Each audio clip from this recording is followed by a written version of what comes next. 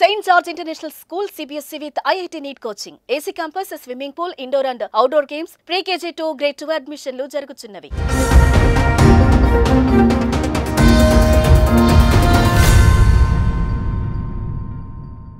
Welcome to Suman TV Karimnagar. నా పేరు స్నేహ. Today Karimnagar bulletin కి స్వాగతం. ముందుగా హెడ్లైన్స్. కాంగ్రెస్ రైతు పక్షపాతిగా వ్యవహరిస్తోందన్న సుడా చైర్మన్ నరేందర్ రెడ్డి. ఉనికిని కాపాడుకునేందుకు బీజేపీ ప్రయత్నిస్తోందని వెల్లడి. కరీంనగర్ జిల్లాలో ప్రశాంతంగా ప్రారంభమైన టెట్ ఎగ్జామ్. వాగీశ్వరి కళాశాలలో పరీక్షకు హాజరైన వేలాది మంది అభ్యర్థులు. రైతులను ఆదుకోవడంలో కాంగ్రెస్ విఫలమైందన్న పొడిగ శోభ. తడిసిన ధాన్యాన్ని సైతం కొనుగోలు చేయాలని డిమాండ్. యువకుడిపై ముస్లింల దాడిని తీవ్రంగా ఖండించిన దళిత సంఘాలు బజరంగ్ దళ్. అబ్బాస్ సమ్మిపై చట్టపరమైన చర్యలు తీసుకోవాలని డిమాండ్. కాంగ్రెస్ ప్రభుత్వం రైతు పక్షపాత ప్రభుత్వం అని సుడా చైర్మన్ కోమటిరెడ్డి నరేందర్ రెడ్డి అన్నారు. నగరంలోని సిటీ కాంగ్రెస్ కార్యాలయంలో ఆయన మీడియాతో మాట్లాడారు. కోతలు విధించకుండా ధాన్యం కొనుగోలు చేస్తున్నామని స్పష్టం చేశారు. బీజేపీ నేతలు కోడుగుడ్డుపై ఈకలు పీకే ప్రయత్నం చేస్తున్నట్లుగా ప్రజలను తప్పుదోవ పట్టిస్తున్నారని తెలిపారు. తాలు తేమ పేరిట గతంలో క్వింటాలకు 5 నుంచి 10 కిలోలు దోచుకుంటూ బీజేపీ బీఆర్ఎస్ నేతలు వాటాలు పంచుకున్నారని ఆరోపించారు. రాబోయే వర్షాకాలం పంట నుండి బోనస్ అందుతుందని, ఇట్టి విషయంపై రైతులకు స్పష్టత ఉందన్నారు. సన్నాలకే ఇస్తామని సీఎం ఎక్కడా చెప్పలేదని బీజేపీ నేతలు ప్రజలను తప్పుదోవ పట్టించే ప్రయత్నం చేస్తున్నారని అన్నారు. రైతులను ఆదుకునే ప్రయత్నం కాంగ్రెస్ ఏనని తెలిపారు. దేశవ్యాప్తంగా రైతులు ఉద్యమాలు చేస్తే తొక్కించిన ఘనత బీజేపీదేనని చెప్పారు. బండెడు ఎలుకలు తిన్న పిల్లి తీర్థయాత్రలకు పోయినట్టుగా బీజేపీ నేతలు కళ్ళాల వద్ద తిరుగుతున్నారని ఎద్దేవా చేశారు. కాంగ్రెస్ ప్రభుత్వం నిఖాసుగా రైతులకు నష్టం జరగకుండా పనిచేస్తోందన్నారు. మేనిఫెస్టోలో పొందుపరిచిన అనేక అంశాలను అమలు చేస్తున్నామని తెలిపారు. రైతులకు ఎల్లవేళలా అండగా నిలిచేది కాంగ్రెస్ పార్టీయేనని స్పష్టం చేశారు. కేవలం బీజేపీ ఉనికిని కాపాడుకునే ప్రయత్నం చేస్తోందని తెలిపారు. ఈ సమావేశంలో కోమటిరెడ్డి నరేందర్ రెడ్డితో పాటు కాంగ్రెస్ నాయకులు, కార్యకర్తలు తదితరులు పాల్గొన్నారు. గత బీఆర్ఎస్ ప్రభుత్వంలో దొంగలు ఊళ్ళు వంచుకున్నట్టు ఆ రోజు తాలు తప్ప పేరు మీద 5 నుంచి 10 కిలోలు, ఒక క్వింటాల్కు 5 నుంచి 10 కిలోలు తరుగు పేరు మీద దోసుకుంటుంటే కళ్ళు మూసుకొని వాటాలు పంచుకున్నటువంటి ఈ 2 పార్టీలకు సంబంధించినటువంటి నాయకులు ఇవాళ ఏదో జరిగిపోయినట్టు, రైతులను ఏదో కాంగ్రెస్ ప్రభుత్వం మోసం చేసినట్టు, కోడిగుడ్డి మీద ఈకలు పీకినట్టు చేసే ప్రయత్నాన్ని మేము తీవ్రంగా ఖండిస్తూ ఉన్నాం. దీనికి 3 రోజుల కార్యాచరణ భారతీయ జనతా పార్టీ ప్రకటించడం, దానికి వీళ్ళంతా పడి ఏమో జరిగిపోయినట్టు సృష్టించిన దాన్ని కాంగ్రెస్ పార్టీ పక్షాన మేము తీవ్రంగా ఖండిస్తూ ఉన్నాం. స్పష్టంగా ముఖ్యమంత్రి రేవంత్ రెడ్డి గారు రాబోయే వర్షాకాలం పంట నుండి బోనస్ ఇస్తామని చెప్పి స్పష్టంగా చెప్పడం జరిగింది. అదేవిధంగా సన్నాలకే ఇస్తామని ఎక్కడ చెప్పలే. దాన్ని కేవలం సన్నాలకే ఇస్తానని చెప్పి దాని మీద ప్రజలను తప్పుదోవ పట్టించే ప్రయత్నం, రైతులను తప్పుదోవ పట్టించే ప్రయత్నం చేస్తూ ఉన్నారు. ఏదో బీఆర్ఎస్ కంటే 4 ఓట్లు ఎక్కువ పడ్డాయన్నటువంటి భ్రమలలో మేమే ఏదో కాంగ్రెస్ పార్టీకి ప్రతిపక్షంగా మేమే ఉంటామని చెప్పి ఆరాట పడుకుంటూ ఏదో చేయాలనేటువంటి తాపత్రయం తప్ప ఎక్కడ కూడా రైతు మోసపోవాల్సినటువంటి అవసరం లేదు. రైతు పక్షాన రైతును ఆదుకునే ప్రభుత్వం ఇది. రైతులకు ఇబ్బంది జరిగినప్పుడు పోరాటం చేసినటువంటి కాంగ్రెస్ పార్టీ ఈరోజు రైతును ఆదుకోవడంలో ముందుంటుందని చెప్పి మరొకసారి తెలియజేస్తా ఉన్నాం. రైతును వంచడానికి, రైతు పండించిన పంటను దోచుకోవడానికి దళారుల పేరు మీద ఏ విధంగా దోచుకోవాలనేటువంటి ఉద్దేశంతో ఆనోడు నల్ల చట్టాలను తీసుకొచ్చి దళారుల పాలు చేసేటువంటి ప్రయత్నం చేస్తే, దేశవ్యాప్తంగా రైతులు ఉద్యమాలు చేస్తే కార్లతోటి గుర్రాలతోటి తొక్కించినటువంటి ఘనత ఈ భారతీయ జనతా పార్టీ. అటువంటి పరిస్థితులలో విధి లేక నల్ల చట్టాలను వాపసు తీసుకొని ఈరోజు రైతులను వంచే ప్రయత్నం చేసి మోసం చేసి ప్రాణాలు తీసినటువంటి భారతీయ జనతా పార్టీ నాయకులు, నేను గతంలో చెప్పినట్టు బండెడు ఎలుకలు తిన్నటువంటి పిల్లి తీర్థయాత్రలకైనట్టు ఇవాళ కళ్ళాల పొట్టి తిరుగుతూ ఉన్నారు. మీకు అర్హత ఉందా అని చెప్పి అడుగుతా ఉన్నాం. రైతుల పక్షాన మాట్లాడే అర్హత మీకుందా? మీరే కదా నల్ల చట్టాలను తీసుకొచ్చింది, మీరే కదా రైతులను కార్లతో గుర్రాలతో తొక్కిచ్చింది. ఏ ముఖం పెట్టుకుని రైతుల దగ్గర తిరుగుతున్నారని చెప్పి అడుగుతా ఉన్నాం. కరీంనగర్ జిల్లా తిమ్మాపూర్ మండలం రామకృష్ణ కాలనీలోని వాగేశ్వరి ఇంజనీరింగ్ కళాశాలలో ఉపాధ్యాయుల అర్హత పరీక్ష ప్రశాంతంగా ప్రారంభమైంది. పూర్తిగా కంప్యూటర్ బేస్డ్ గా రోజుకు 2 సెషన్లు నిర్వహించారు. ఉదయం 9 నుంచి 11:30 గంటల వరకు ఒక సెషన్, మధ్యాహ్నం 2 నుంచి సాయంత్రం 4:30 గంటల వరకు ఇంకో సెషన్ లో పరీక్ష జరిగింది. వచ్చే నెల 2వ తేదీ వరకు ఈ పరీక్షను నిర్వహిస్తారు. రాష్ట్ర వ్యాప్తంగా 80 పరీక్ష కేంద్రాలు ఏర్పాటు చేశారు. అలాగే ఈసారి కొత్తగా బయోమెట్రిక్ హాజరును ప్రవేశపెట్టారు. దీన్ని దృష్టిలో ఉంచుకొని గంటన్నర ముందే పరీక్ష కేంద్రానికి చేరుకున్నారు.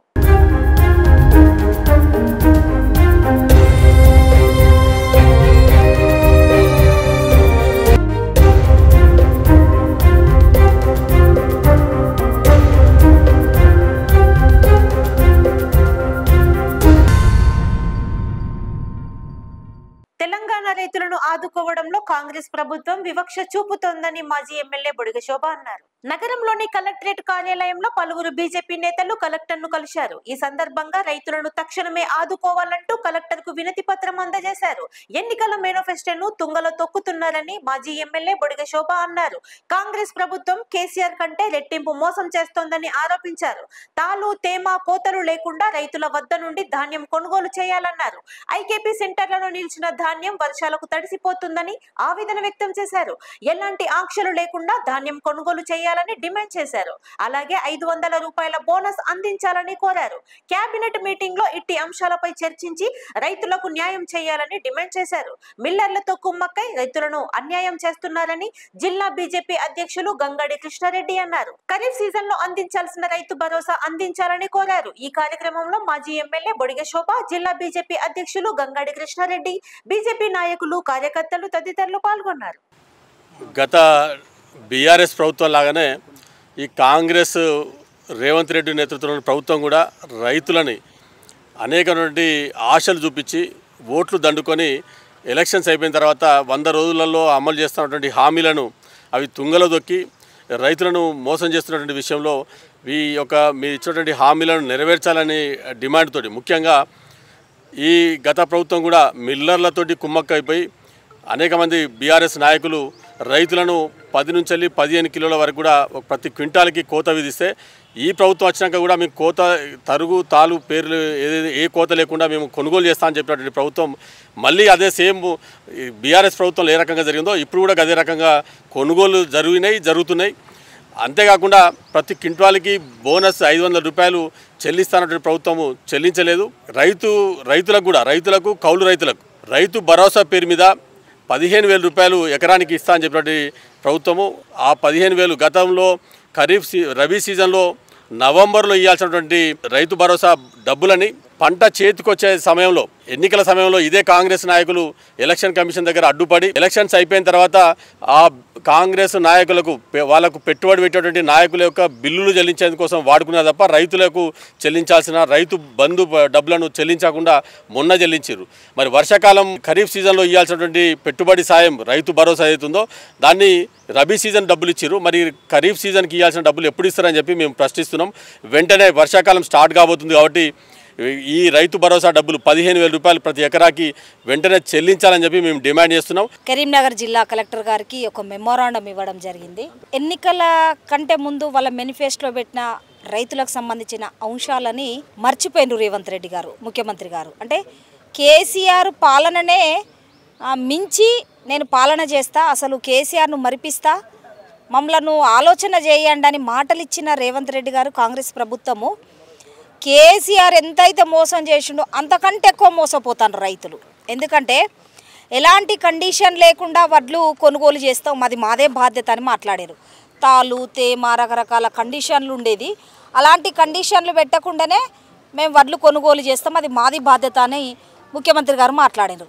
కానీ ఇప్పటి వరకు కూడా ఆ కండిషన్ మీదనే కేసీఆర్ గతంలో పెట్టిన కండిషన్ మీదనే వడ్లు కొనుగోలు అవుతున్నాయి తప్ప కానీ ఎక్కడ కూడా తాలు తేమ తర్వాత రైతులకి కటింగ్ లేకుండా వడ్లు కొన్న చరిత్ర కాంగ్రెస్ పార్టీకి లేదు.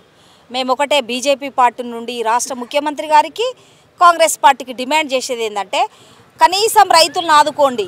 మీరు ఇంక ఇచ్చిన హామీలు చాలా ఉన్నాయి, అవన్నీ తర్వాత మాట్లాడతాం. కానీ ఈరోజు ఇచ్చిన మేము మెమోరాండం ఏంటంటే ఇప్పటికీ ఇంకా కల్లాల కాడ, ఐకేపీ సెంటర్ల కాడ, సొసైటీల కాడ వడ్లు నిన్న మొన్న విపరీతమైన వర్షాలు వచ్చి వడ్లు తడిసి రైతులు అవస్థ పడతారు, గోస పడతారు. కాబట్టి ఎలాంటి కండిషన్ లేకుండా వీలైనంత కూడా ఐకేపీ సెంటర్ల కాడ ఉన్న వడ్లను కొనుగోలు చేయాలని మా బీజేపీ పార్టీ పక్షాన మేము డిమాండ్ చేస్తున్నాం.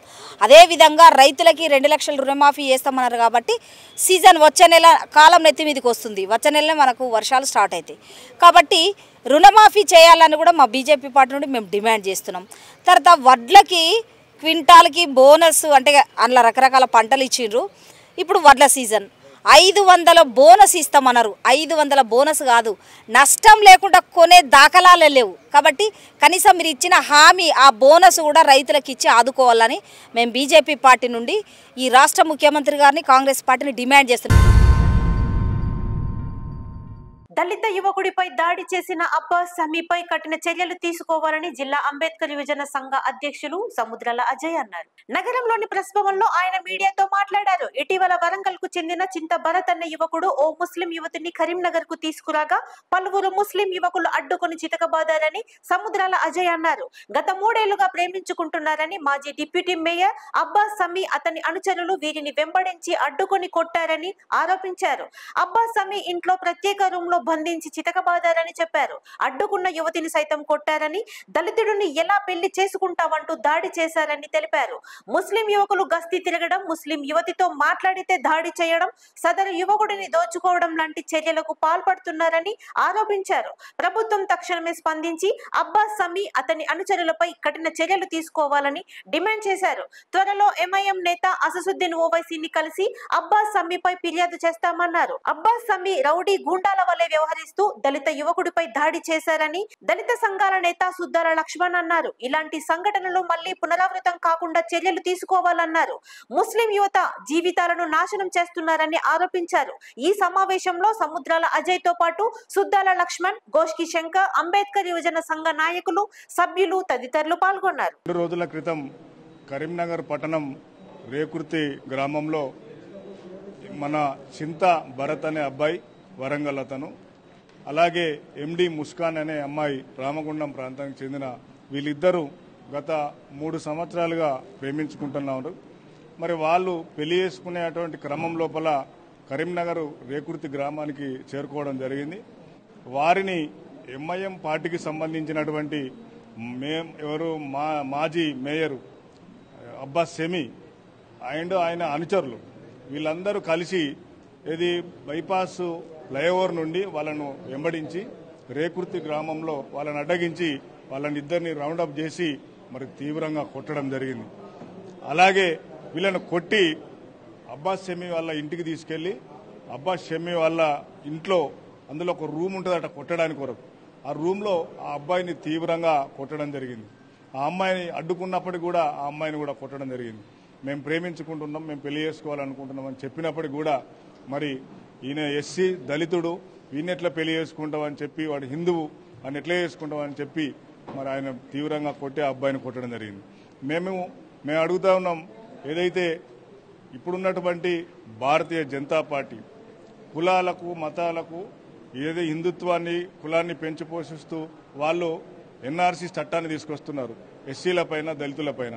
మరి దీన్ని అడ్డగించుకోవడానికి ఎస్సీ ఎస్టీ మైనార్టీ బీసీల ఐక్యత వర్ధిల్లాలని చెప్పి గత 2 దశాబ్దాల నుండి మేము పోరాటం చేస్తూ ఉన్నాం. మరి మీరు చేసేటువంటి అబ్బాస్ షమీ లాంటి నాయకులు చేసేటువంటి ఇటువంటి కార్యకలాపాల వల్ల సమాజానికి ఒక రాంగ్ మెసేజ్ పోతూ ఉన్నది. అందుకోసం అబ్బాస్ షమీకి చెప్తా ఉన్నాం, షమీ గారు మీరెవరు, మీరు కొట్టడానికి మీరెవరు? మీరేమన్నా లా అండ్ ఆర్డరా? మీరు చట్టమా? మీరేమన్నా పోలీస్ అధికారా? మీకు అసలు మీకు ఏం అధికారం ఉందని మీ ఇంటికి తీసుకెళ్లి ఇట్లా కొడుతూ ఉన్నారు. గత 10 సంవత్సరాల నుండి ఆయనకు సంబంధించి ఒక 100 మంది 200 మంది రాత్రి 9 గంటల నుంచి తెల్లవారుజామున 3 గంటల దాకా గస్తీ తిరగడం ఆటోలు వేసుకొని, ఎవరైనా ముస్లిం అమ్మాయితో మాట్లాడితే వాళ్ళిద్దరిని తీసుకొచ్చి కొట్టడం, తీవ్రంగా కొట్టడం, బెదిరించడం, వాళ్ళ దగ్గర ఉన్నటువంటి వస్తువులు డబ్బు అంతా గుంజుకోవడం, ఇది అబ్బాస్ షమీ చేసేటువంటి కార్యకలాపాలు. కాబట్టి మేము గౌరవ సిపి గారికి కోరుతా ఉన్నాం. ఇటువంటి వారిపైన చట్టపరమైన చర్యలు కఠినంగా తీసుకోవాలి. మాజీ డిప్యూటీ మేయర్ అబ్బాస్ సమీ అతని అనుచరులు దళిత యువకుడిపై చేసిన దాడిని తీవ్రంగా ఖండిస్తున్నామని జిల్లా బజరంగ్ దళ్ కన్వీనర్ తోట ప్రదీప్ అన్నారు. నగరంలోని ప్రెస్ భవన్ లో ఆయన మీడియాతో మాట్లాడారు. గత 2 ఏళ్లుగా ఇరువురు ప్రేమలో ఉన్నారని సోదరుడు శ్రీకాంత్ అన్నారు. బొమ్మకల్ ఫ్లైఓవర్ పై నుండి 4 వెంబడించి వారి స్నేహితులను పిలిపించుకుని దాడి చేయడం హేయమైన చర్య అని మండిపడ్డారు. ముస్లిం యువతితో మాట్లాడితే దాడి చేయడం ఏంటని ప్రశ్నించారు. ఫోన్ ద్వారా సిపికి సమాచారం అందించానని తక్షణమే స్పందించగా కొత్తపల్లి పోలీస్ స్టేషన్ లో కేసు నమోదు చేశారని బాధితుడి సోదరుడు శ్రీకాంత్ అన్నారు. సహకరించిన బజరంగ్ దళ్ నేతలకు ధన్యవాదాలు తెలియజేశారు. నా పేరు శ్రీకాంత్, మా తమ్ముని పేరు భరత్.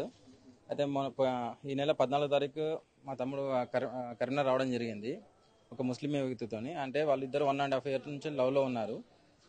వాళ్ళు రాంగా మన హౌసింగ్ మన బైపాస్ నుంచి వెళ్ళి 4 ఫాలో చేసి వాళ్ళని రేకుర్తిలో దొరకబట్టి మొత్తం వాళ్ళ సర్కిల్ వాళ్ళ ఫ్రెండ్స్కి ఫోన్ చేసుకొని ఒక గుంపు తయారై వాళ్ళని మా తమ్ముని వాళ్ళ గర్ల్ ఫ్రెండ్ని అబ్బాసమ్మ వాళ్ళ ఇంటికి తీసుకెళ్ళి చిత్రహింస ఒక 3 hours 3 గంటల దాకా మినిమం 3 గంటల సేపు చిత్రహింసలు పెట్టారు వాళ్ళిద్దరు, అమ్మాయిని అబ్బాయిని పెట్టి. ఎవరికి ఫోన్ చేసినా కూడా చక్కగా దొరకక, అందుబాటులో ఎవరు చక్కగా ఆడదగ్గర రాలేక ఫ్రెండ్స్ ద్వారా ఈ బజరంగి వాళ్ళని నేను కన్సల్ట్ అయినాక వీరి ద్వారా నేను సిపి గారి నెంబర్ తీసుకొని సిపి గారికి ఫోన్ చేయడం జరిగింది. సిపి గారికి ఫోన్ చేసి సిపి గారు నాకు 3 round వెళ్ళమని చెప్పారు. సిపి గారు ఆల్రెడీ 3 round కూడా ఫోన్ చేశారు. ఆంచెల్లి నేను 3 roundకి వెళ్ళి వచ్చేంతలోపు నా తమ్ముని అండ్ వాళ్ళ లవర్ని అందరినీ మ్యాన్ చేసి ఎవరు లేరు అక్కడ, కంప్లీట్లీ డిస్పాచ్ చేసేయడం అందరినీ. మళ్ళీ పోలీస్ ద్వారా ఫాలో చేసి మా తమ్ముని తీసుకొని చక్కగా 3 roundకి చేరడం జరిగింది. ఆంచెల్లి 3 round నుంచి వెళ్ళి మన కొత్తపల్లి స్టేషన్కి జరిగింది. మూవ్ అయింది అంటే కేసు ఇక్కడ తీసుకోమని చెప్పారు. రేకులు స్టార్ట్ అయింది కాబట్టి అట్టే పోవాలి కదా మీరు అని చెప్పేసి మాట్లాడితే మళ్ళీ రేకులకి వచ్చాం. అది కొత్తపల్లి పోలీస్ స్టేషన్కి వెళ్ళిపోయాం. అక్కడ మనకు కేసు అనేది నమోదైంది. సార్ మీరు ఏం క్యాస్ట్ ఏం కథ అని చెప్పేసి అడిగి సో ఇట్లా అని చెప్పేసి అన్ని కేసు రాయండి అని అంటే మేము రాసిన దాని ప్రకారం కేసు అనేది ఫైల్ చేశారు. మే 14వ తారీఖు నాడు రామగుండంకు చెందిన భరత్ ముస్లిం యువతి ముస్కాన్ను ఇద్దరు గత 2-3 సంవత్సరాలుగా ప్రేమించుకున్నారు. ఆమెను వాళ్ళ అక్కగారింటి సిద్దిపేటకి దించేయడానికి కరీంనగర్కి వచ్చారు.